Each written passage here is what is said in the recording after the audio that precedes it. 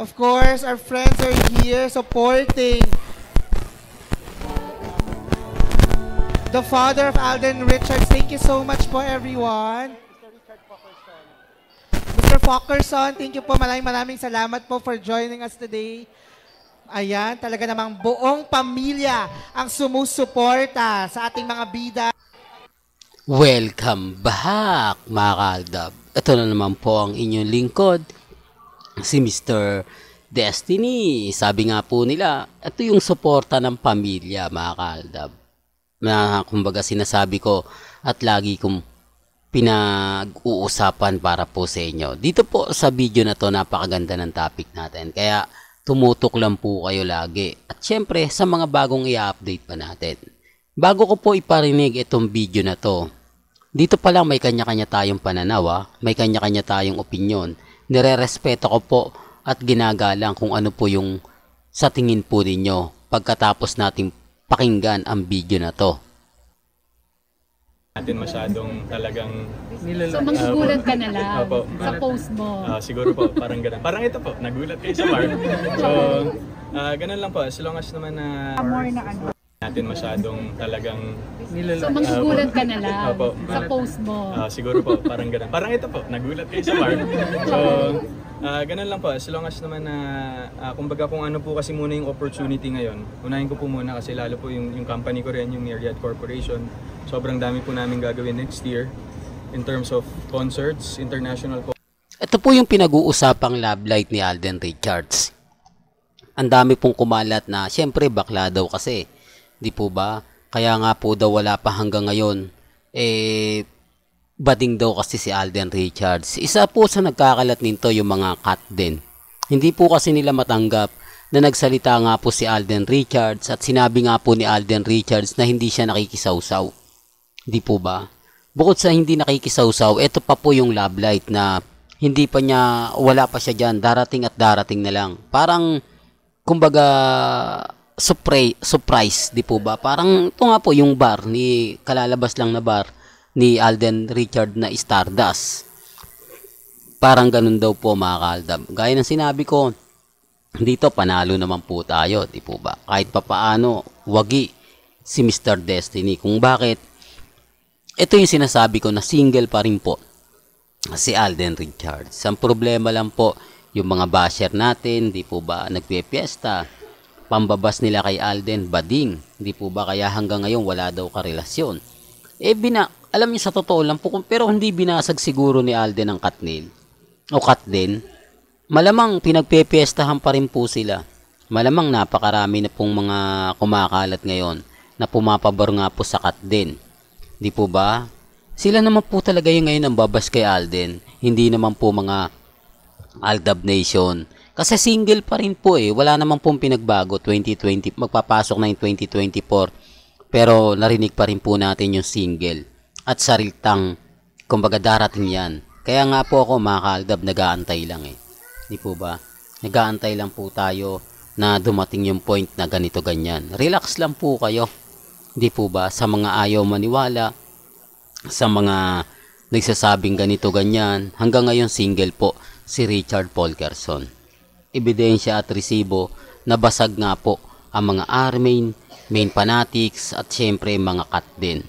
Sinasabi ko lang po ito para po sa kalaman ng lahat.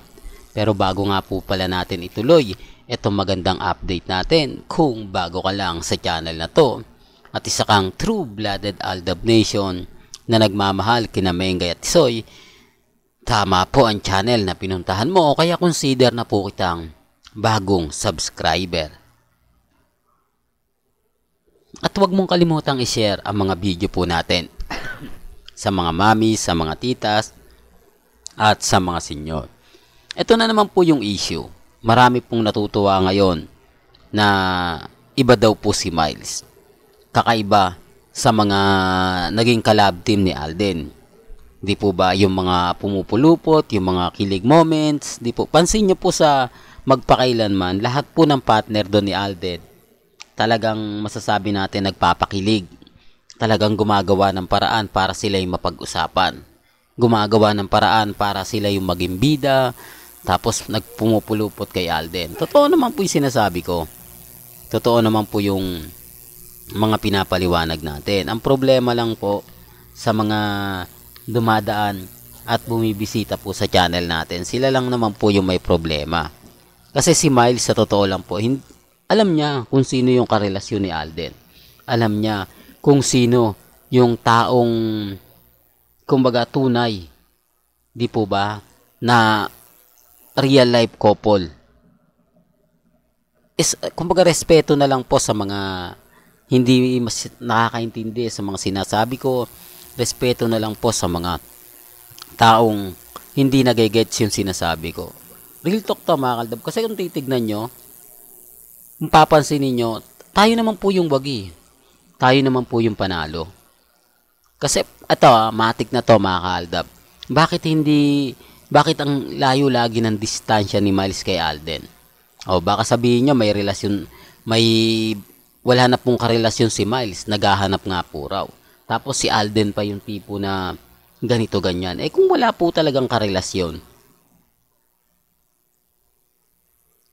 si Alden, may kita natin yung bonding moment nila Miles, di po ba? Siyempre, sino ba naman ako, si Miles, para hindi lagi dumikit kay Alden Richard. Hindi po ba? Pero nakita nyo po ba na gaya ng ginagawa ni Sanya, gaya ng ginagawa ng iba na talagang pagduduldulan yung mukha, talagang magpapakita ng mga yung tipong yung magpapa-effort, mga kaldab, yung magpapa-trending, yung gusto nila sila yung pinag-uusapan. Yun ang sinasabi ko na hindi po nila naiintindihan. Yun po yung pinapaliwanag ko na hindi po nila masyadong nagegets. Yung lagi ka magpapaano sa social media, magpapa-trending, yan po yung hindi natin nakita kay Miles Ocampo. Yan yung pagkakaiba. Sabi ko nga po sa inyo, respeto na lang po sa mga ayaw maniwala. Respeto na lang po sa mga taong nagbabalita. Di po ba? Kaya nga po sabi ko sa inyo, may kanya-kanya tayong opinion. May kanya-kanya tayong pananaw.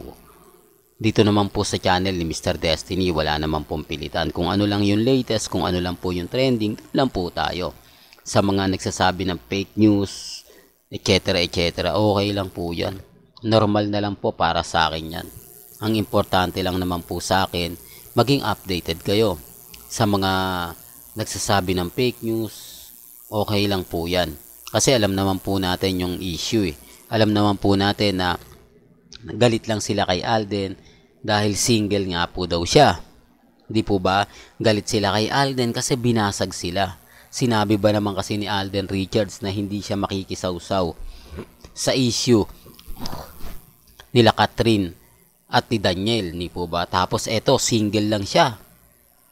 Antayin nyo na lang yung love light, wala daw siyang panahon. Di po ba? Yung sinasabing may oras din po para sa love light na yan. Kaya nga po sabi sa inyo, may mga bagay-bagay na kumbaga si Alden kakaiba. Si Alden yung tipo ng ganito, yung tipong ganon. Pero kaya sinabi ko, marami pong natutuwa sa mga pinapaliwanag ko. Kahit papaano na kukuha nila at madali nila tayo naiintindihan. Yan ang sinasabi ko sa mga bulag at bingi. Kapag ako nagbigay ng update, kapag ako nagbigay ng mga paliwanag, base po mismo sa mga website, sa Instagram, sa Twitter, sa Facebook. Hindi lang nila gusto talaga. Hindi lang po talaga nila kumbaga tanggap na may mga ganong kaganapan. Hindi lang natanggap na may mga update na mapapaisip din po kayo.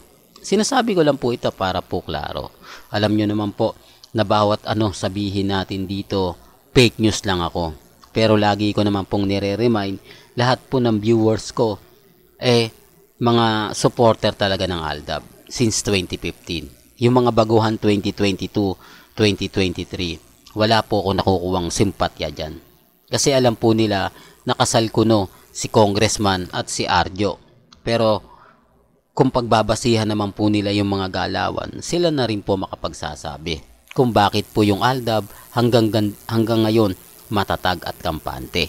Well, hanggang dito na lang po yung updates natin, mga ka-Aldab. Kaya kung gusto niyo pa po ng pinaka-latest at sariwang update, tumutok lang po kayo dito po sa channel ni Mr. Destiny para updated po kayo sa mga bagong video po na ilalabas po natin. Hanggang sa muli, salamat po sa panonood at pakikinig.